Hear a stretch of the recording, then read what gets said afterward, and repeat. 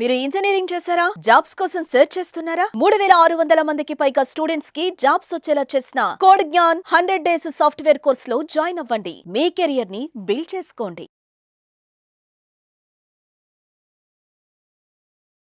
నమస్కారం ప్రియా చౌదరి గారు. నమస్తే అమ్మా. వైఫ్ అండ్ హస్బెండ్ రిలేషన్లో అంటే ఇప్పుడు నేను అడగబోయేది కొంత బ్యూటీ ఉన్నా కూడా అంతే ఇరిటేషన్ ఉంటుంది అనమాట. ఏంటంటే హ్యాపీగా మొగుడు బయటికి వెళ్తానంటే, లేదా ఇప్పుడు జాబ్ చేసేటువంటి వాళ్ళు చాలా రోజుల తర్వాత ఊరు వెళ్ళి అమ్మని చూడడానికి వెళ్తానంటే నీట్గా అన్నీ సర్దిచ్చేసి కార్లో ప్యాక్ చేసేసి బయటికి పంపించేస్తారు. లేదా ఎక్కడైనా బయట ఫంక్షన్స్కి వెళ్తానన్నా, లేదంటే ఇంకెక్కడన్నా అకేషన్ లాంటిది ఏమైనా ఉంది అని అంటే నీట్గా బయట పంపిస్తారు. ప్యాక్ చేసి సరే వెళ్ళేసి రాని వైఫ్ చేసే పని పంపించేసిన తర్వాత ఇంక స్టార్ట్ అవుద్ది మెసేజ్లో. ఎక్కడి దాకా వెళ్ళావు, ఏది ప్రతి 10 నిమిషాలకి call message WhatsApp video call.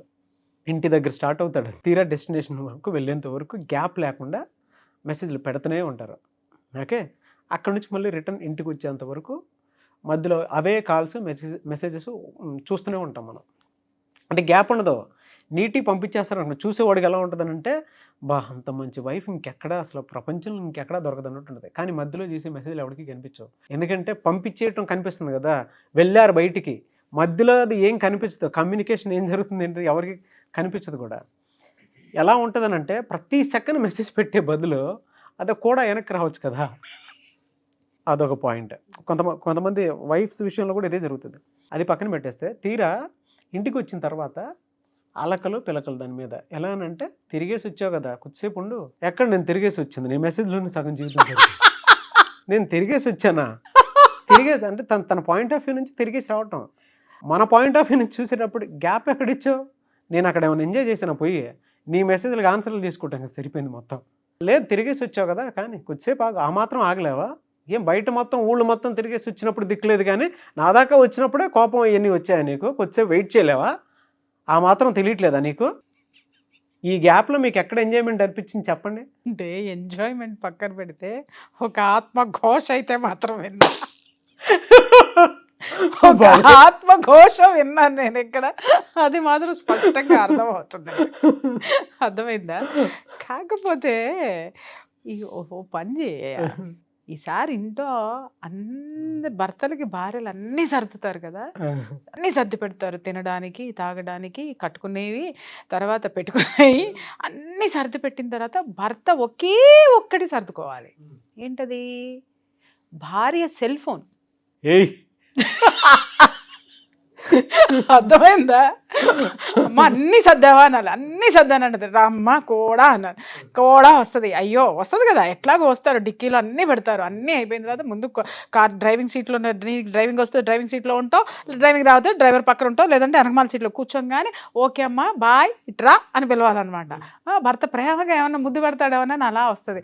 ఒక్క నిమిషం అమ్మ ఒక్కసారి సెల్ ఫోన్ ఇవ్వు అని చెప్పేసి అని అనగానే ఇస్తుంది. ఇవ్వగానే జేబులో వేసుకుని, అంటే అక్కడ రెడీగా ఉండాలంటే ఎక్స్పర్ట్ మీద కాలేసి రెడీగా ఉండి జస్ట్ ఒక్కసారి అనగా జేబులోకి జంప్.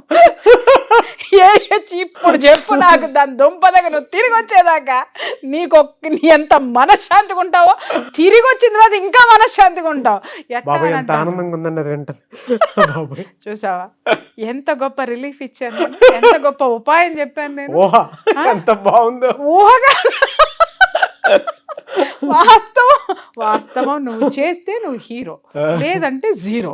ఇదే భరించాల్సి వస్తుంది. దీన్ని ఇంత చిన్న విషయం చేయడానికి దాని మీద ఇప్పుడు మన ఇద్దరం కూర్చొని దాన్ని ఎలా చెయ్యాలి, దా మనస్తత్వం ఎలా ఉంటుంది, ఎన్ని మైళ్ళ స్టేజ్ లో ఉంటుంది, ఇదంతా ఎందుకబ్బాయి? ఆ డేర్ చేయాలంటే సంవత్సర కాలం సరిపోదు, జీవిత కాలం. ఒక్క సెకండే యాక్సిలేటర్ మీద కాలు, డ్రైవింగ్ సీట్ రెడీగా, స్టీరింగ్ మీద ఇమ్మీడియట్ గా పిలవడము, సెకండ్స్ తీసుకోవడము, అగైన్ తొక్కితే దాని దుంపదేగా హైవే మీద ఉండాలా, రౌటర్ రింగ్ రోడ్ లో ఉండాలి కారు. అర్థమైందా? వెళ్ళిపోయేంత వరకు మనసు ప్రశాంతంగా ఉంది, కానీ రిటర్న్ వచ్చిన తర్వాత చూడాలి ఇంకా ప్రశాంతంగా ఉంటుంది. ఎందుకనంటే 2-3 రోజులు మాటలు ఉండవు. అర్థమైందా? అప్పుడు ఇంకా ప్రశాంతంగా ఉండదు. ఈలోపు నువ్వు ఒక పెద్ద స్టోరీలు అల్లుకుంటానికి బోల్డంత టైం ఉంటుంది. బా. నువ్వు ఇక్కడ ఊరికే బాధితుడిని మాట్లాడుతున్నావు కానీ అబ్బాయి, మీ మగాళ్ళంత స్టోరీ టెల్లర్స్, అద్భుతమైన స్టోరీ టెల్లర్స్ భార్యల పట్ల ఇవి ఈ ప్రపంచంలో ఏ స్టోరీ టెల్లర్ అన్నా ఎవడికన్నా జనానికి చెప్పగలిగే వాడు ఎవడన్నా ఉన్నాడా నాకు చెప్పు. చెబితే దాని దొమ్మదాకా ₹1,00,000 ఎక్స్ట్రా ఇస్తా. ఏం సుఖం అండి, ఇట్టే కొట్టేస్తారు కదా. అబ్బే అబ్బా ఏం చెప్తారు సామే. భార్య ఫోన్లు చేస్తే ఈసుకొస్తుంది. ఫోన్ ఎవడు కొనిమ్మన్నాడు? నీకు నువ్వే కొనిచ్చావు కదా, నువ్వే కొనిచ్చావు. ₹1,00,000, 10,000, 25,000, 30,000 మోజెవరిది? నీదే. మరి దాన్ని వాడాలి కదా. పోనీ పక్కనాళ్ళకి చేసింది అనుకో, పక్కనాళ్ళకి చేసావని నువ్వే తిడతావు కదా. అందుకని నా మొగుడికి చేసుకుంటే పోలా, ఖాళీగా కూర్చొని ఉన్నా. ఎక్కడికి వెళ్ళావు, ఎలా ఉన్నావు, ఏం చేసావు అని నువ్వు ఇచ్చినటువంటి ఆ యొక్క మొబైల్ ఫోను, నువ్వు ఖర్చు పెట్టినటువంటి ఆ ఖర్చుకి తిరిగి రిటర్న్ నీకే ఇస్తున్నప్పుడు ఆనందించవయా. బోరు కొట్టకుండా పెడుతుంది పెళ్ళాం మెసేజ్లు చూడు. బోరు కొట్టకుండా నీకు సాఫీగా జర్నీ చేసుకుంటూ వెళ్ళిపోతున్నావు, పెట్టు మెసేజ్లు. చూసావా, ఆ మెసేజ్లు ఇచ్చేసరికి ఎక్కడికి వచ్చావు అనగానే టింగ్ అని డ్రైవర్ అనుకో సడన్ బ్రేక్ వేస్తాడు, ఆపేస్తాడు. అరే ఎక్కడికి వచ్చావు అంటే సార్ ఇంటికి సార్ అంటాడు. అనగానే చూసావా, నీకు అసలు ఎంత దూరం ప్రయాణం చేసావు, ఎన్ని గంటలు ప్రయాణం చేసావు, మంచినీళ్ళకి, కార్లకి, టీలకి, కాఫీలకు కూడా ఆపకుండా నీ మెసేజ్లతో బిజీగా ఉండి డ్రైవర్కి ఒక మొక్క కూడా చెప్పవు, ఒరే కాఫీ తాగాలి, టీ తాగాలనేసి. ఆ డబ్బులు ఖర్చులు మిగిలియా నీకు? మధ్యలో ఎక్కడైనా హోటల్కి వెళ్ళకుండా ఆ డబ్బులు ఖర్చులు మిగిలియా నీకు? ఎందుకంటే ఒక్క సెకండ్ అసలు ప్రపంచం ఏంటనేది తెలియనంత బిజీలో నీ భార్య నిన్నుంచి బయట ఫుడ్ తినివ్వకుండా నిన్ను ఆరోగ్యకరంగా ఉంచింది, పద్దాక టీలు కాఫీలు తాగనివ్వకుండా ఆరోగ్యకరంగా ఉంచింది, నీకు అలసట తెలియకుండా నీ ఇంటి ముందు ఉండేదాకా అసలు నువ్వు ఎక్కడున్నావో తెలియకుండా అంత సుదీర్ఘమైన సుఖవంతమైనటువంటి ప్రయాణం చేయించినటువంటి నీ భార్యకి థ్యాంక్స్ చెప్పాలయా నువ్వు. మరి తదాస్తు, గాడ్ బ్లెస్ యూ. స్వేచ్ఛనిచ్చేది మీరే. అసలు మీరు రిప్లైలు ఇవ్వడం, ఫోను కొనిచ్చిన రోజునే మెసేజ్లు పెడితే పూటకు ఒక్కటి కాదు రోజుకొకటే పెట్టమని, ఆ రోజుకి ఒకటే మెసేజ్ ఇవ్వడం మీరు స్టార్ట్ మీరు పెట్టాల్సింది పోయి, దీని దుంపదగా అమ్మాయి ఫోటో బాగుందో లేదో చూడరా అనగానే ఫోటో నచ్చంగానే ఎమ్మటే సెల్ఫీ దిగేసి ఫోనే వెళ్ళిపోద్ది. అప్పుడు మొదలవుద్ది దాని దుంపదగా. ఎక్కడుంది ఇది, ఎక్కడ పుట్టింది తెగులు? అక్కడ పెళ్లి చూపుల్లో ఫోటో దగ్గర నుంచి మొదలైనటువంటి తెగులు అంత తొందరగా ఎట్ట బాగుతుందయ్యా? చేను మొత్తం పాకదా? ఒక కొమ్మకి పుట్టిన తెగులే చేను మొత్తం తింటది చివరి వరకు కూడాను. పుట్టించింది ఎవరు? తెగులు పుట్టించింది ఎవరు? నువ్వే కదా. ఇలా ఉన్నావు చిన్ని, ఏం మాట్లాడుతున్నావు కన్నా? అరే భలే బాగున్నావురా నువ్వు, పొద్దున్నే చింపురు చుట్టూ నువ్వు చిరిగిపోయిన నైటీతో ఎంత అందంగా ఉన్నావో. పెట్టింది ఎవడు? నువ్వే. అరే బ్రష్ కూడా చేసుకోకుండా కూడా నీ ముఖం చంద్రబింబంలాగా ఎంత వెలిగిపోతుందో అని పెట్టింది ఎవడు? నువ్వే కదా. ఆ తర్వాత దీనమ్మ పొద్దున్నే 10 అయినా ఇది బ్రష్ చేయదు, 11 అయినా బ్రష్ చేయదు, అయ్యో అనగానే ఆ మెసేజ్ ఇమ్మీడియట్గా చూపిస్తుంది, ఒరే నువ్వే కదరా నాకు అప్పుడు మెచ్చుకున్నావు, అందుకనే నేను బ్రష్ చేయట్లేదు అంటది. అవునా? అది ఎవరో నేర్పింది? మీరు కాదా? మరి వాళ్ళ పిల్లం మెసేజ్లు పెడుతుంది మేడం అంటే ఏం అర్థం ఏమన్నా ఉందా? న్యాయం ఏమన్నా ఉందా? ఒక్క మాట చెప్పండి, నాకు అర్థం కాదు. కానీ ఒకటి మాత్రం అనిపిస్తుంది, ఏంటి? బ్రతుకు తెరువు కోసం ప్రపంచం మొత్తాన్ని చదివేసిన మొగుడికి పెళ్ళం పేజ్ ఎప్పుడు మిస్టరీయే. భలే చెప్పాలి. ఇండెక్స్ చదివే కొద్ది కొత్త చాప్టర్. ఆ బుక్ కి ఇండెక్స్ రాసేదే పెళ్ళామయ్యా. అర్థమైందా? నీ బతుకు పుస్తకానికి ఇండెక్స్ రాసేది ఆవిడే. అర్థమైందా? అంటే అంత మేధావి, అర్థం చేసుకో. అదే కదా. కాబట్టి నువ్వు ఇండెక్స్ రాసే మేధావిని చేసుకున్నావు కానీ చివరి పేజీలో శుభం కార్డు వేసేటటువంటి ప్రింటర్ని చేసుకోలేదు నువ్వు. శుభం కార్డు మాత్రం పెళ్ళం వేస్తాను. అది నీ చేతిలో ఉంది. శుభం కార్డు వేయించుకుంటావు, అశుభం కార్డు వేయించుకుంటావు, అది కూడా నీ చేతిలోనే ఉంది. నీ స్క్రిప్ట్ ఎట్లా రాసుకుని వస్తావో అదే డైలాగులు కదా ఇక్కడ పలికేది. సో నీ ఏదైనా కానీ నేను ఇక్కడ చెప్తున్నాను, అతిని ప్రోత్సహించద్దు ఎప్పుడు కూడా నాగరాజు. ఎప్పుడైనా కానీ మీకు మొదట్లో ప్రేమగా ఉన్నప్పుడు అన్నీ బాగానే ఉంటాయి. ఇక్కడ ఎక్కడ మొదలవుతుందంటే పెళ్ళైన కొత్తల్లోనో లేకపోతే పరిచయం అయినప్పుడో ఉన్నటువంటి ఈ జాడ్యము, ఒకళ్ళ గురించి ఒకళ్ళు గంటలు మాట్లాడుతూ మాట్లాడుకోవాలి, ఉంటే బాగుండు. ఎందుకంటే అప్పుడు ఆ లోపల కొన్ని ఓడతాయి కదా, హ్యాపీ హార్మోన్స్, లవ్ హార్మోన్స్. ఆ హార్మోన్స్ సాటిస్ఫాక్షన్, ఆ హార్మోన్స్ ఊరతానే ప్రవహిస్తూనే ఉంటాయి ఒంట్లో, ఎక్కడ ఆగిసావయ్యి. సో వాటి కంట్రోలింగ్ కోసము అవి మన చేత ఇలా పరిగెట్టిస్తాయి, మెసేజ్ల రూపంలోను, ఇంకొక రూపంలోను, సెల్ఫీల రూపంలోను, ఇంకోటి. అలా ఏమవుతుంది, సరదాగా మొదలుపెట్టినటువంటి ఒక పెగ్గు మందు చివరికి వచ్చేసరికి లంగ్స్ లివర్స్ చెడిపోయి ఆ తర్వాత ఎక్కడికి చేరతారు, హరిశ్చంద్ర ఘాటికి చేరతారు. అంతే కదా. ఆ విధంగా ఇక్కడ ఏమవుతుందనంటే దేన్ని ప్రోత్సహించాలి, ఏదైనా మితంగా ఉండాలయ్యా. అతి సర్వత్రా వర్జయేత్. అది భార్యలు కూడా తెలుసుకోవాల్సినటువంటి అవసరం ఉందమ్మా. మీరేం చేస్తున్నారు అనంటే, నా భర్తే కదా, నా భర్త మీద సర్వ హక్కులు ఉంటాయని మీరు అనుకుంటున్నారు. ఉన్నాయి, కాదని అనట్లా. నీ భర్త మీద ఎప్పుడు సర్వ హక్కులు నీకుంటాయంటే, నీ భర్త నీ హక్కుల్ని హరించినప్పుడు, నీ భర్త నీ స్థానాన్ని దిగజార్చినప్పుడు, నీ భర్త నీకు కాకుండా పోయినప్పుడు, దుంపదగ గుంజి కిందకేసి కొట్టండి, గుంజి తీసుకురండి, ఏ చట్టం కూడా ఏమీ మాట్లాడడానికి అవకాశం లేదు. కానీ ఆ చట్టం బోను కోర్టు మెట్లు ఎక్కేదాకా మీ యొక్క స్థితితోటి హక్కుల రూపంలోనో ఇంకొక రూపంలోనో ఇట్లా భయంకరంగా వాళ్ళని టార్చర్ పెట్టి కనీసం మనశ్శాంతి లేకుండా, ఇప్పుడు ఈ పెద్ద మనిషే ఉన్నాడు, పొద్దున్నే లెగిస్తే ఆ బ్రెయిన్కి ఎంత పని ఉంటుందో తెలుసా, చాలా పని ఉంటుంది. ఎంతమందిని ఇంటర్వ్యూ చేయాలి, వచ్చేవాళ్ళు డిఫరెంట్ ప్రొఫెషన్లో ఉంటారు. ఆ ప్రొఫెషన్కి సంబంధించినటువంటి సబ్జెక్టు బ్రెయిన్లో పెట్టుకోవాలి. వీళ్ళ నుంచి నేను ఏ విధమైనటువంటి సబ్జెక్టు తీసుకుంటే అది జనానికి వెళ్తుంది, ఆ జనానికి వెళ్ళినటువంటి సబ్జెక్టుని ఏ విధంగా నేను బిజినెస్ చేయాలి, బిజినెస్ చేసిన తర్వాత నేను జనాల్లో దాన్ని పోకుండా ఎలా కాపాడుకోవాలి, ఆ తర్వాత ఇక్కడ ఉన్నటువంటి ఇంతమంది స్టాఫ్కి నెలకు వచ్చేసరికి కొన్ని లక్షల రూపాయల జీతాలు ఇవ్వాలి, రోజు మెయింటెనెన్స్ ఖర్చులు ఉన్నాయి, నెలకి ఇంత సంపాదించాలి, ఆ సంపాదనని నేను ఖర్చు పెట్టడానికి నేను ఎంత చేయాలి అనేటటువంటి ఆలోచనలు ఎంత ఉంటాయో ఇలాగే ప్రతి ఒక్క భర్తలోనూ ఉంటాయి. అది ఉన్నప్పుడు వాళ్ళకి కావాల్సినంత ప్రైవసీ ఇవ్వండి. అంటే పని చేసుకునే ప్రైవసీ, దేన్నో తీసుకుని పోయే ప్రైవసీలు కాదు, స్పష్టంగా చెప్తున్నా. ఓకే, ఆ ప్రైవసీలు మీరు ఇవ్వండి. ఇచ్చినప్పుడు ఎప్పుడైనా సరే భర్త నా భార్య ఏం చేస్తుందో అని ఒక మెసేజ్ పెట్టేటటువంటి ఆ ప్రేమని మీరు ఇవ్వండి. ఎప్పుడు ఇస్తారు అంటే, ప్రేమని తీసుకొని ఎదవలు కూడా కొంతమంది ఉంటారమ్మా, ప్రేమ తెలియని ఎదవలు కొంతమంది ఉంటారు, వాళ్ళ గురించి నేను మాట్లాడలేదు తల్లి. నా భార్య మాట్లాడితే బాగుండు, నా భార్యని హగ్ చేసుకుంటే బాగుండు, అరే నాకు ఇంత కష్టం వచ్చింది, దాని దగ్గర దాని ఒళ్ళో మాత్రమే నేను సేదతీరగలను అనేటటువంటి పాజిటివ్ నేచర్ తోటి మీరు ఉండండి. ఉన్న రోజున మీ మధ్య ఎప్పుడూ కూడా పొరపచ్చాలు తారతమ్యాలు రానే రావు. వెధవల గురించి నేను మాట్లాడటం లేదు ఇక్కడ.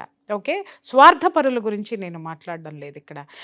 ఎవరైతే భార్యని గౌరవిస్తారో, ఎవరైతే భార్యని ప్రేమిస్తారో, ఎవరైతే భార్యకి విలువనిస్తారో నాగరాజు, వీళ్ళందరూ కూడా ఆ సెక్టర్కి సంబంధించిన భార్యలంతా కూడా మీ భర్తలకి కావలసినంత వ్యక్తిగత స్వేచ్ఛనివ్వండి.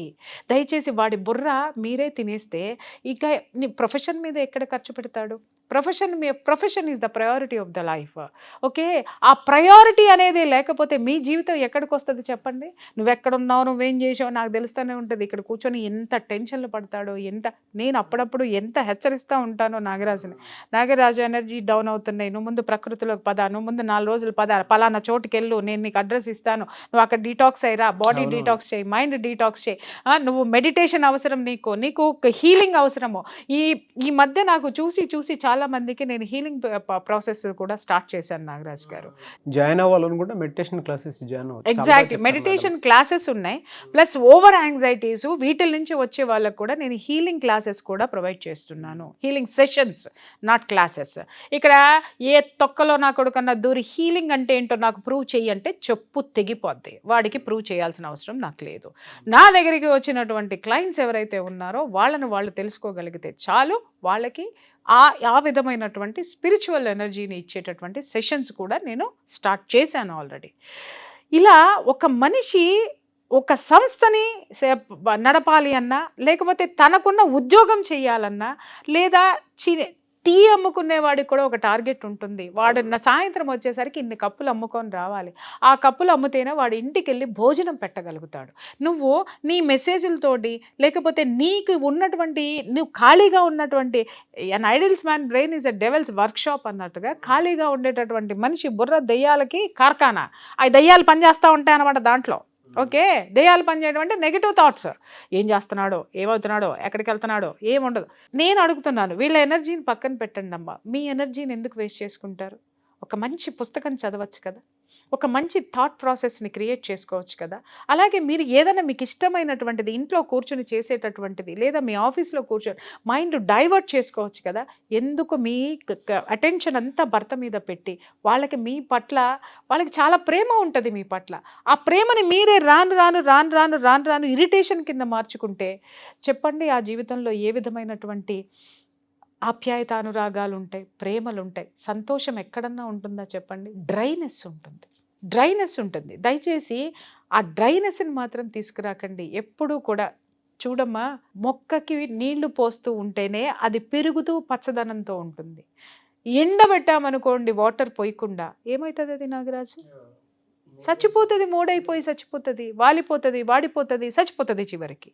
సో అట్లాగే భర్తని కూడా మీ ప్రేమని పోయకుండా, మీ ప్రేమ అనేటటువంటి వాటర్ తోటి అతనిలో మీ పట్ల గౌరవాన్ని, ప్రేమని, ఆ యొక్క సంసార బంధాన్ని పెంచుకుంటూ పోవాలి. కానీ అది మొత్తాన్ని డ్రై చేసేటటువంటి ఇలాంటి యాటిట్యూడ్స్, మెసేజ్లు ఇచ్చో, ఇంటికి రాగానే తగులు పెట్టుకున్నావు, నీ వాళ్ళతో మాట్లాడావు కదా, నా వాళ్ళతో మాట్లాడలేదు కదా, నువ్వు దాంతో వెళ్ళావు కదా, నువ్వు వీళ్ళతో అంటే నిజంగా వెళ్ళిన దాంతో అది ఎవరితో నేను వెళ్తే చెప్పులు తీసుకొని కొట్టండి, దాంట్లో నేను కూడా సపోర్ట్ వస్తా.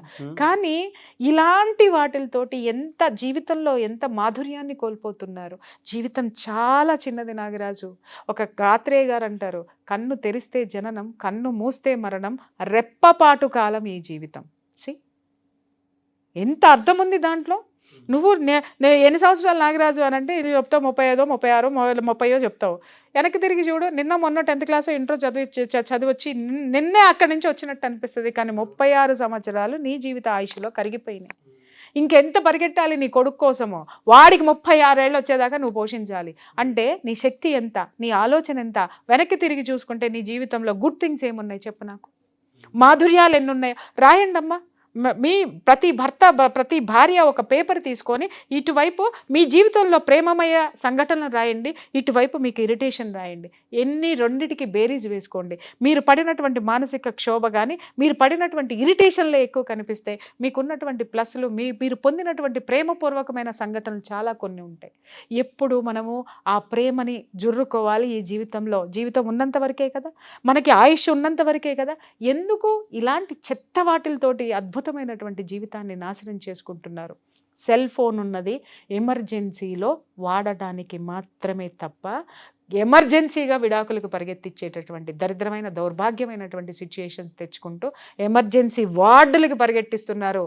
దడలు తెప్పించి, గుండె దడలు తెప్పించి భర్తలకి. Don't do that. భర్తలకి కూడా చెప్తున్నాను, మీరు కూడా భార్యలని కంట్రోల్ చేయాలనేటటువంటి పరిస్థితుల్లో మాత్రము మీ కాలు కింద చెప్పు కింద తేలో మాత్రము జీవిత భాగస్వామి కాదు.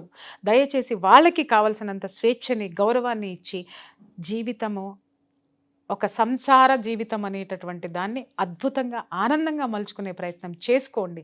ఆ జీవితం లేదు అనంటే ఎవరి బ్రతుకులు వాళ్ళు బ్రతకండి. కానీ మోడువారిపోయి దాంట్లోనే బతుకుతూ చాలా అసహ్యకరంగా ఉంటుంది జీవితం, తెలుసా? చివరికి విశ్వం మీకేమి ఇవ్వదు, ఏమీ ఇవ్వదు. కాబట్టి ఆనందాన్ని ఇవ్వండి, ఆనందాన్ని ఇస్తుంది. ఆనందంతో ఉండాలనుకోండి, ఆనందంతో నింపుతుంది. మీరు ఏది ఇస్తే తిరిగి మీ జీవితంలోకి అదే వస్తుంది. అదే నేను చెప్పదలుచుకున్నాను నాగరాజ్ గారు. థ్యాంక్ యూ అండి. Thank you so much Priya Chaudhary గారు. Thank you.